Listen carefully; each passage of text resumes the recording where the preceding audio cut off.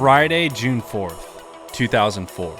An Air Force veteran, settling down in the small town of Granby, Colorado, quickly found himself at his breaking point after losing a decade-long legal battle to a powerful family dynasty who took his land and ran his muffler shop out of business. To enact revenge, the welder fortified a bulldozer into a homemade tank and set out to destroy the small town that took everything from him, resulting in a response from the Army National Guard and an Apache helicopter.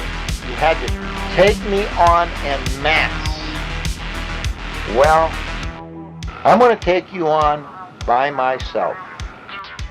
In 1992, an auction was held in the small town of Granby, Colorado, in which a foreclosed 2-acre property was to be sold to individual bidders, and Cody Dochev, a powerful Colorado businessman, saw an opportunity to expand some of his business, with plans to buy and build a state-of-the-art concrete plant for his company, Mountain Park Concrete. But to Dochev's surprise, there was another man who had his eye on the foreclosed property, Air Force veteran and Granby newcomer, Marvin Heemeyer, who outbid Dochev and secured the 2-acre property for $42,000 to build a muffler shop and expand his welding business. A frustrated Dochev confronted Marv and advised him that the town of Granby doesn't need another car garage, to which Marv advised Dochev that the property was his for $60,000. But Dochev declined his offer and refused to give in to the blue-collar outsider. Marv left the auction with no idea what was to come. The outsider had inadvertently derailed the plans of one of Granby's most prominent and powerful families, and the Dochevs were sure to never let him forget.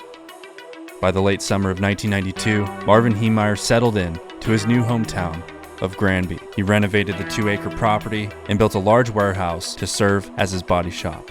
And shortly after, Mountain View Mufflers was officially open for business. His neighbors at Mountain Park Concrete weren't too pleased, among them Cody Dochev. And in the months to follow, the Dochev secured a loan and offered Marv $250,000 for the 2-acre property. But Marv reportedly raised the price to $375,000 and again to $1 million, further agitating the Dochevs. A few weeks later, Marv received a letter from the town of Granby informing him that his property sewage wasn't up to code. He assumed the problem wouldn't take much work and inquired on how and where to hook up his sewage lines.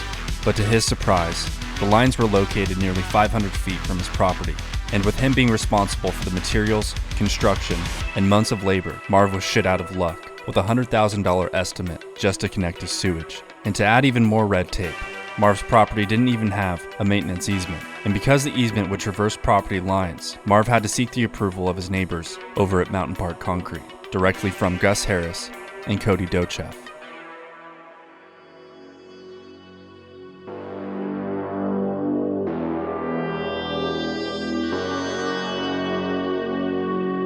Marv went straight to the board of the sewer district, run by another Granby family dynasty, Ron Thompson, a friend of Dochev's and brother of Granby Mayor Dick Thompson. And like Dochev, Ron Thompson wasn't too keen on outsiders like Marv. Thompson gave him an ultimatum: $90,000 to get his sewage ordeal fixed and up to code, or remain unconnected and face the consequences.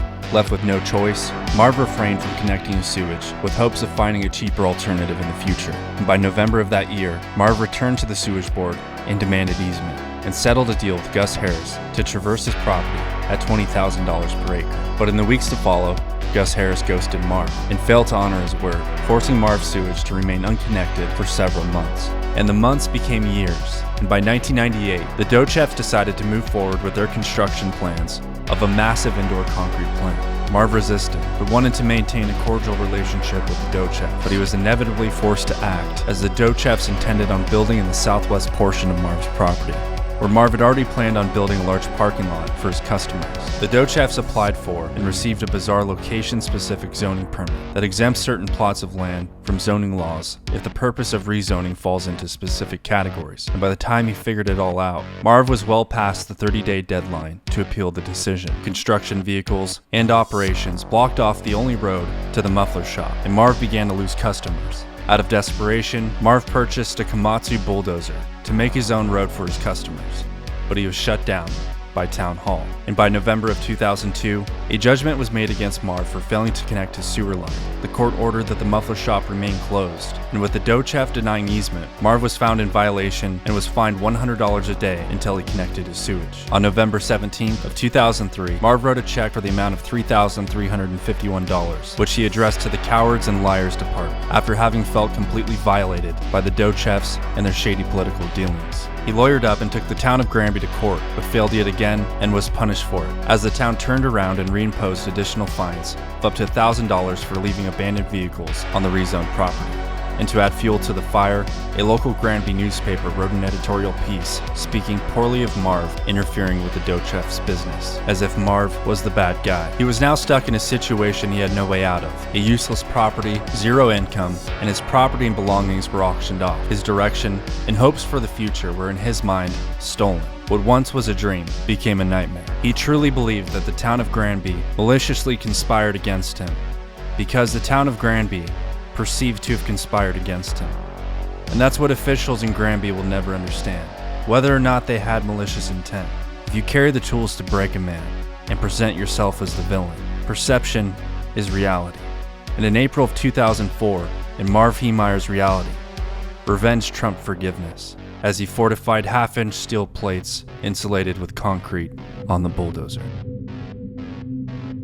I have had a perfect life up until 1999, when I found out what the Thompsons had done to me in '92.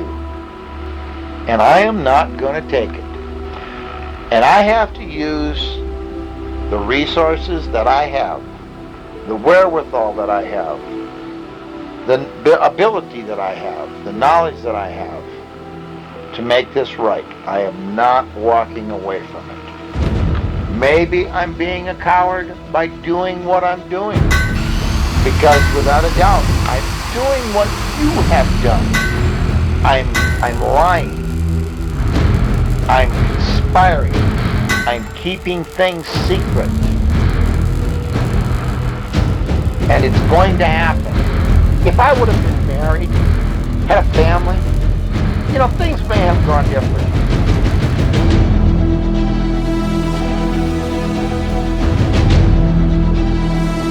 But God built me for this job. You had to take me on en masse. Well,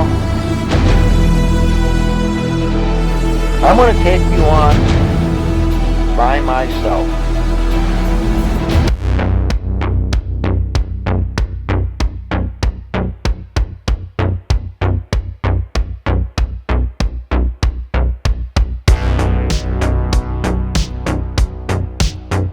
Good morning, Colorado. It's great to get started with you. Good Morning Colorado starts your day with what you need. Updating.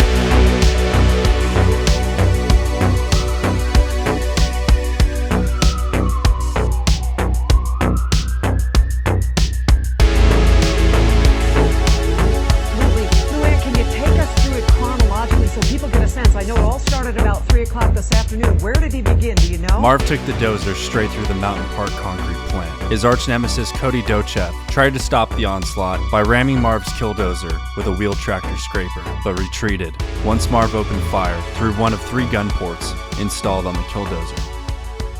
So we do have a dozer that's completely armored and it is carrying down Granby. Once the concrete plant was successfully demolished, he moved on to Town Hall.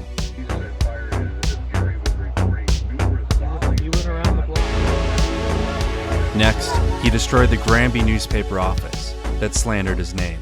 Police responded to the chaos and had no means to stop the dozer. Their futile attempts to open fire and pierce the fortified shell proved useless. Police couldn't stop the slow-moving bulldozer, which was armored with heavy iron plates welded in place of windows. Using cameras installed on the top of the shell, Marv was able to maneuver and return fire toward police.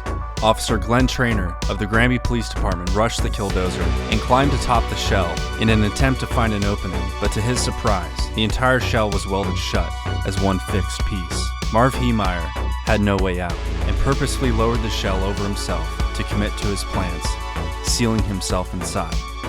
Then Colorado State Governor Bill Owens requested the National Guard to dispatch an Apache attack helicopter, as well as troops equipped with Javelin anti-tank missiles. He is just headed westbound again. This is tape. He is again headed westbound into the downtown area. Right there, may have taken out a radiator. He doesn't stop for. And while striking a hardware store, the KILLDOZER turtled between the foundation and the basement, leaving the dozer stuck. And after 2 hours of pure carnage, a SWAT team approached the dozer and reported hearing the sound of a single gunshot from within, as Marvin Heemeyer, with no way out and no means to free the dozer, took his life.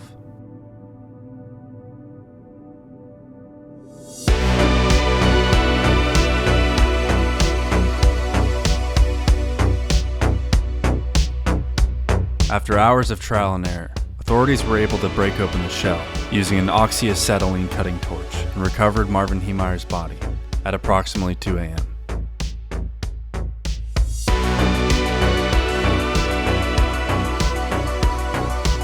The KILLDOZER was demoed, and its components were destroyed and dispersed between several junkyards. The Rampage caused an estimated $7 million in property damage, and nobody was killed or injured during the incident, apart from Marvin Heemeyer.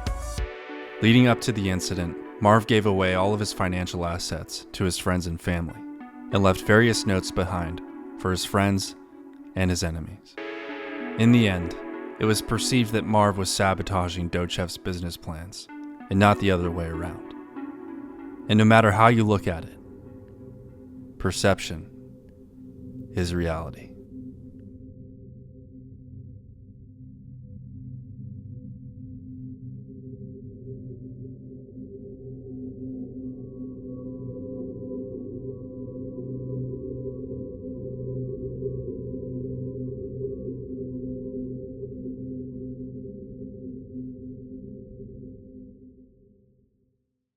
Hey guys, if you enjoyed this video, be sure to hit that subscribe button. There's a lot more mini documentaries in the works, and you don't want to miss them. So make sure you're subscribed, and I'll see you guys in the next video. Thanks for watching. Goodbye.